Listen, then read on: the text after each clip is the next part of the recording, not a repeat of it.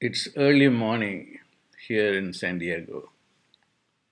It's a very beautiful morning.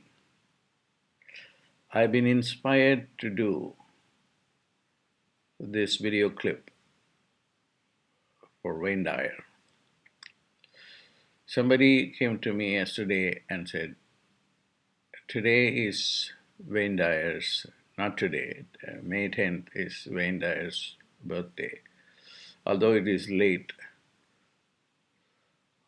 people might want to know your relationship with Wayne Dyer.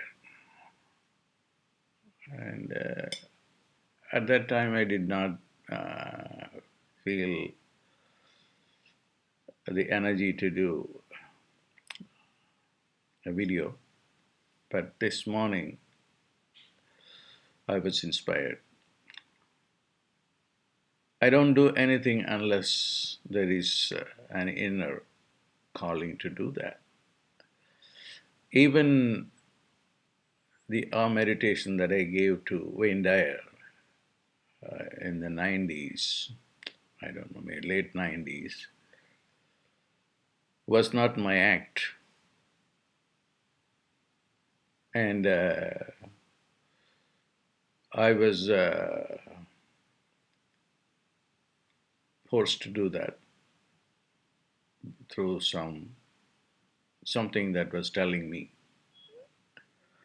And let me tell you how it all started. And in those days, I don't look like this. I had a very long beard and a very long hair, like someone who just descended from the Himalayas. So I was asked to give a talk in a church and a meditation in California. I don't know the church name, but it's a poor church. The priest told me that the people here are very poor. And I have great respect for Hindu gurus. Could you teach them a sound or a mantra that will help change their karma, particularly their financial karma, because they need to manifest. And as a priest, and I feel that I should do it for them.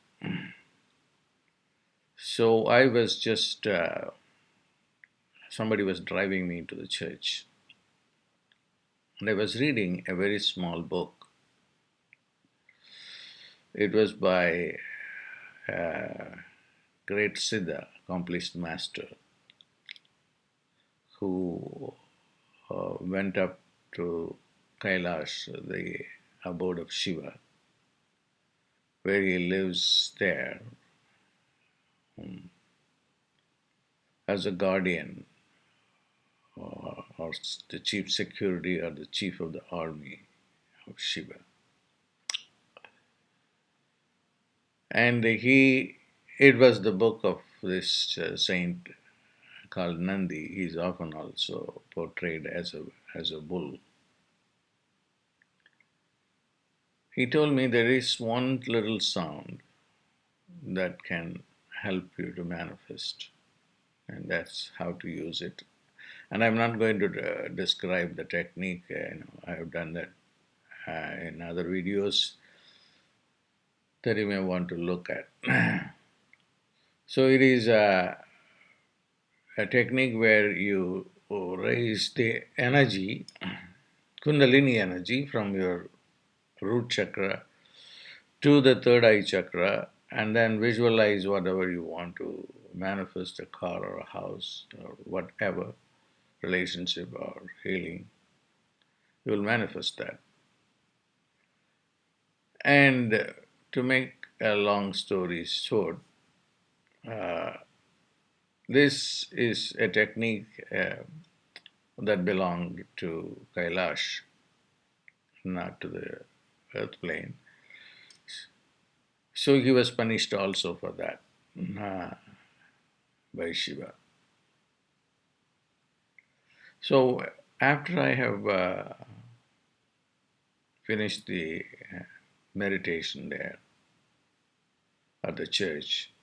It was in those days they have the audio tapes. I was inspired to send this video or this audio tape to Wayne Dyer. Wayne Dyer is a very famous celebrity, so he receives a lot of things in the mail, and he doesn't have the time to look at all of them. But he told in one of the Los Angeles seminars where he first introduced the hour meditation, the story of receiving this from me, and audio tape was talking to him. Listen to me, listen to me. And then he didn't have time, but he picked it up and then he was put it in his car, and he was listening to it while driving. He was in the highway. And I was preparing people for a meditation in that tape. Put your hands on your thighs and imagine that your hands are not going to move. So, since Wayne Dyer was in a higher state of consciousness, his soul understood the power of the sounds, the walk as the sounds are called. And he could not move his hands. He was driving in the highway. Then he collected himself and then came back to his real self and or human self. Then he thought that this has power in it. And I had asked him in the tape, you can go and give it to people. And which he did in a magnificent way. And he took the content of the tapes and then turned it into a book called Manifest Your Destiny, which he dedicated to me. I saw him when he came to dedicate the book to me in Los Angeles. It was a private meeting in Beverly Hills, in the house in this gentleman who followed me at that time. Somebody asked Wayne Dyer at that time, why did, at the time my name was Guruji select you? And Wayne Dyer said, when the student is ready, the teacher will show up. He was a very humble man. And I saw him only in person about 3 times in this long period of time, but then we were connected otherwise. That's why he gave all these great testimonials for me. And I never, honestly speaking, I never read even the book that he dedicated to me.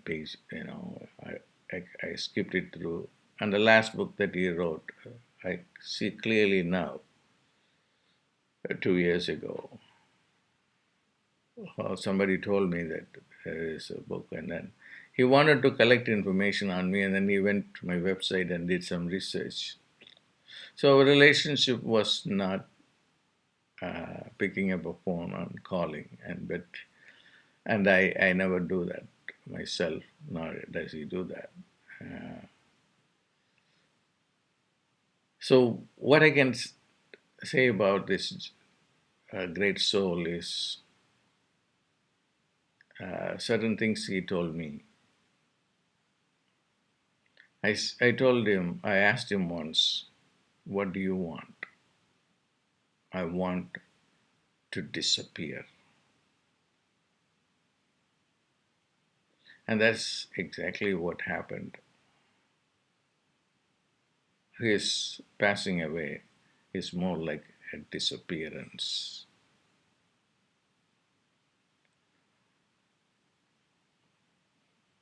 And he also, another time that I remember was I met him in Chicago at the time. He was going through a divorce, and we talked about it. And then we talked about other things which I don't want to share with you because they are very private. And he, I gave him some advice. And after another time, that when I felt he was feeling so bad, then I sent him a note. And that was, beyond the clouds, the sun is always shining. That's all.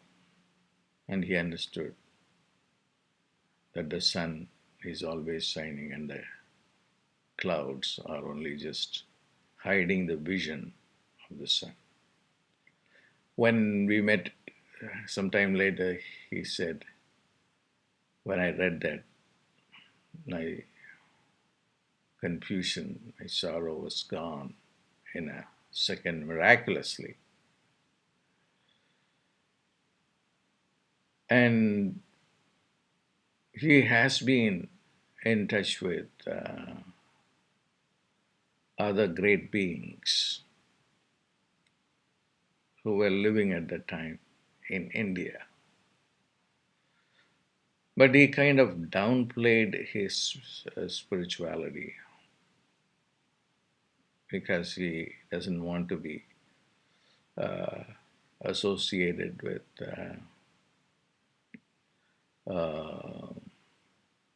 religion per se or mysticism, although he talked a lot about it. He had to do that because he was uh, in public television where, you know, religion is looked upon as not secular for the public audience. One thing that I personally remember about him is when he told me that what attracted him was something that I had told him about human speech. I had told him that the less you speak, the more power you will have. The teachings will be very profound.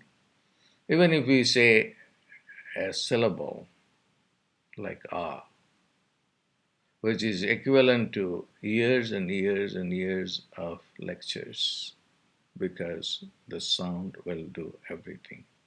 A syllable. He liked that. And he also liked a concept that he had expanded in the book that he dedicated to me, in the first book, which manifests your destiny.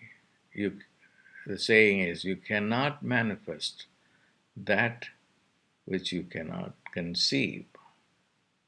In other words, you have to be able to conceive, you have to become pregnant in order to deliver. You find him explaining that concept in that book. It is still, even now, I think that's a great concept. And how do you become pregnant? be able to conceive. It is by empowering your mind, by delimiting your mind. And in my own journey, if I have to teach the meditation, it will be in a very, very different way. That's why I am not interested in writing books. There are a couple of books, but I have not promoted them because everything becomes very quickly in my world obsolete. So every day is a new day where new things are coming to me. That's all I wanted to say. Let me tell you that one more thing.